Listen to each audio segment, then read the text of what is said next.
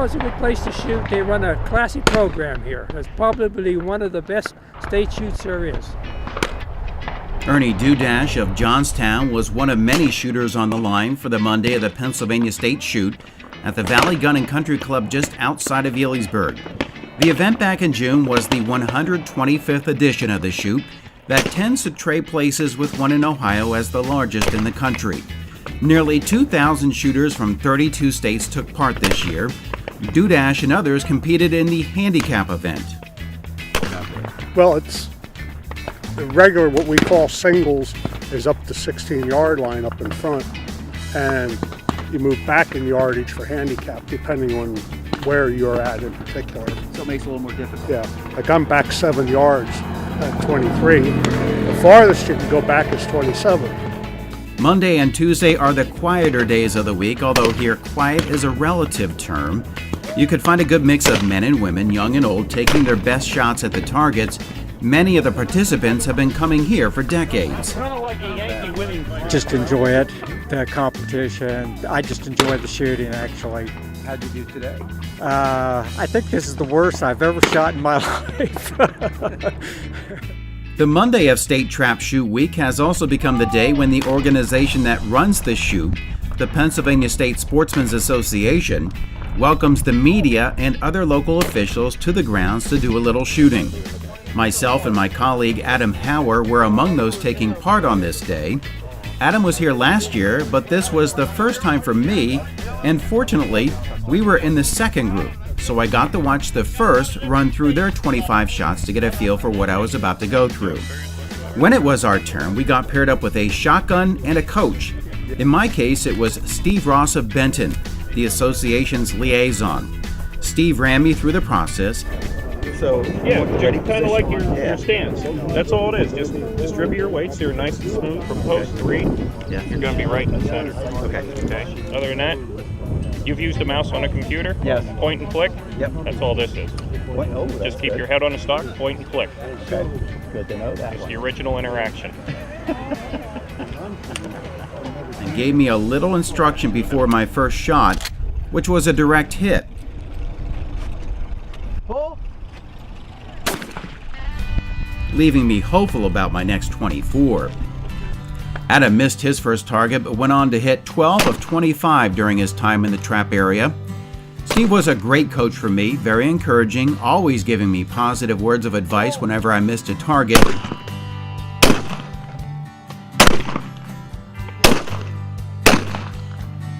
Which happened about 18 times. Steve is a veteran shooter, having competed here for 17 years. Shooting since I was real young. 5, 6 is when I started. So I've been going with my dad. We actually came down here. This was our home club for the beginning. And in Northumberland, we were down there. So I've been around the whole time. So when did you first start competing here? How old were you? When I first started competing in ATA, it was 1998. So that's what, I was 23 years old. Wow, And great. since then, now I get into everything. Help out with classification, just about everything else. So. It turned out to be a fun outing for those who hit their fair share of the little orange targets, and also for those like myself who missed the majority of them. As you would imagine, with hundreds of people converging on this facility, it can take on the look and feel of a small city. The association added a lot of campsites, so they can now accommodate 325 recreational vehicles or campers with full hookups of water, electrical, and sewage. They reconfigured the fields to make them more shooter-friendly and added 13 more traps to bring their total to 53. They also invested close to $500,000 in new advanced voice-controlled trap machines. They still need to be loaded, but can hold up to 400 or so targets. Add to that the mowing and maintenance of this large area that begins on April 1st, and the training of the 200 kids that are on the payroll, and you can go back to Ernie Dudash's comment that this is one classy program. So Monday is one of the quieter days, and Tuesday is right there with it. It'll start ramping up Wednesday. Wednesday's the Attorney General's Cup that's awarded on the 3 events, top scores in the 3 events, to class and categories. And then Thursday's a bigger day. And then Friday, it's actually the biggest day because we have what we call the Krigoff Challenge, where Dieter Krieghoff of Krieghoff International generously donates a gun to be won by one of the shooters. And I think last year we were a little bit over 1,800 shooters in that event. Nice gun? Valued at over $25,000. Wow.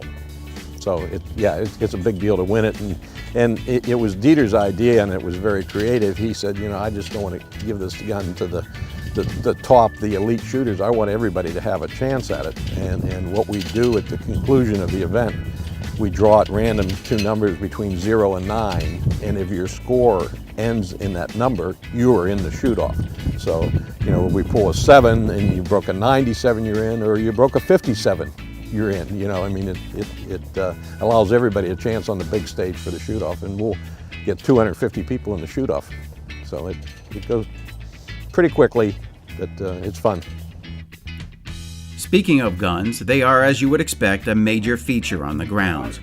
From participants either using them or carrying them around, to vendors on the site selling them, with some of these Perazzi rifles from Italy selling between $12,000 and $13,000. Dan Locker from Giacomo Sporting was sharing this tent, providing many owners with the opportunity to get their gun overhauled. Your average shooter for trap shoots about 70,000 rounds a year.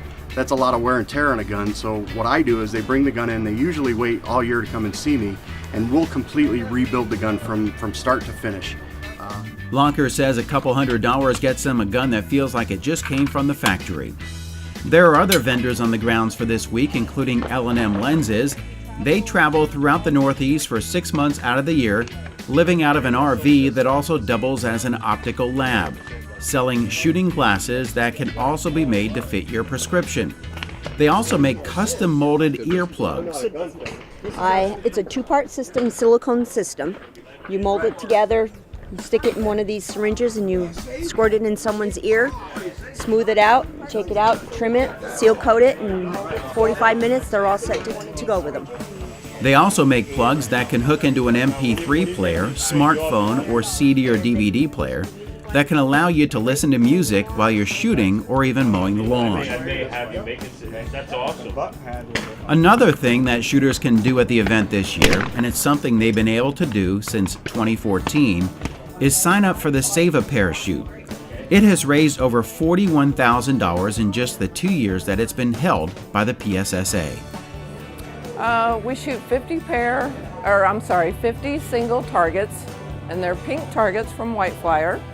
The guys go out, they come in, they squad, they go out and shoot their 50 targets, and I believe last year we had 28 squads, and which would be about 252 shooters, I believe is what we ended up having. And they shoot their targets. When that is completed, we figure out our winners according to Lewis classes, and we award prizes. And they get a trophy, a special trophy for Save a Pair. And later in the evening, we have a Mr. Pink pageant, which we have some very flamboyant women that will dress appropriately for the occasion. Weather permitting, they will do a parade of beauties through the campground, and they collect cash for their votes. And whoever raises the most cash is crowned our Mr. Pink. And then we also have a silent auction that runs for 3 days. We start that on Thursday, and it runs through Saturday, which is during the Pennsylvania Grand here at the PSSA. The Save a Parachute was scheduled to be held on June 30th, and the money that's raised is split amongst just about every county in Pennsylvania because they draw shooters from all over.